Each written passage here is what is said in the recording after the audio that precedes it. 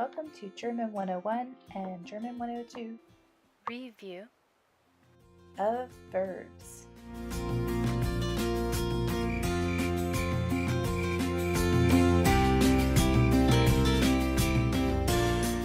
First of all, we have a verbs overview. Verbs describe the action of a sentence. To find out who the subject of a sentence is, you ask, who is doing what? To find out what the verb of the sentence is, you ask, what is the person doing? In German as in English, you have to change the verb to agree with the subject. In English, this is usually called subject-verb agreement. And our grammar term or our linguistic term we need to know is that you are conjugating verbs by doing this. So how do you conjugate? First, we're going to start with regular verbs. They follow a regular pattern. And one example we have is the verb machen, which means to make or do. So the example that you see here on the screen, it goes ich mache, then you go down from there. Ich mache means I make or I do. Du machst, you make or you do. Sie or es macht, he, she or it makes or does. Then go to the next column. Wir machen.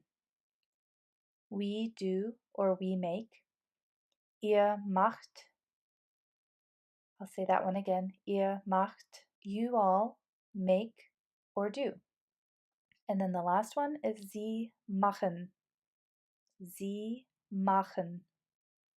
And that is they make or they do. And if you're in my class, you may have seen that last one as a capital S, and that one would mean you make or you do, as in the formal you, and the S would need to be capitalized then. So notice on this screen we have the E as an ending, then ST, then T, then EN, then T, then EN. And this is the pattern that you need for all regular verbs.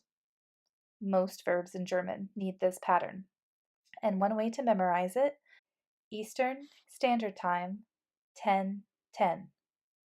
I've had students write this pattern down before and just make a note that that's for regular verbs. When in doubt, you could follow this pattern, but there are specific ones for different verbs we'll get to later. So here, examples are, das ist der Esel. The picture is a picture of a donkey. That means der Esel. Der Esel is the donkey. The verb in the sentence at the top is from the verb infinitive sein. That is spelled S-E-I-N. The next sentence is kommt aus Bremen. Kommt aus Bremen. He comes from Bremen.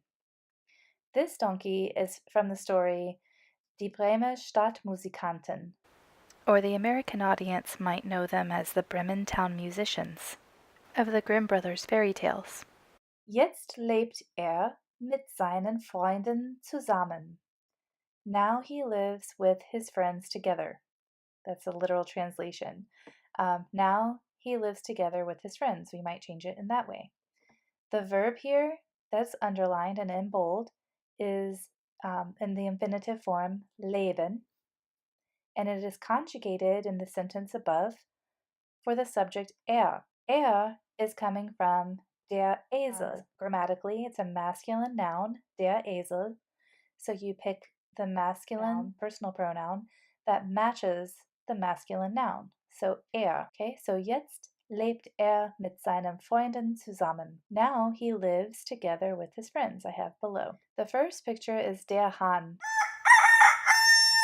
Sein Freund, der Hahn. Und das ist der Esel. Und das ist sein Freund, die Katze. Or my cat ghost. So that, for those pictures, I have the credits down below. Sie haben eine schöne, helle Wohnung. This is again a twist on the story of the Bremen Town Musicians. They have a nice, bright apartment. Sie haben eine schöne, helle Wohnung. The verb here is haben, which means to have. It is conjugated for the subject in the sentence, sie. In this case, the sie is the plural third person, so that means they. It translates as they if it's the third person plural. Okay, and the picture again has the credits. This is a twist on the story. It is a photo of the Melbourneian apartment building in Melbourne, Australia. But isn't it beautiful? Eine schöne, helle Wohnung. Now you can try more and you can learn more about present tense regular verbs at this website. You can also practice when you go there. And the link will be provided if you are a student of mine. It will be provided in Canvas and it will be provided on my website. Thanks for watching and have a great day.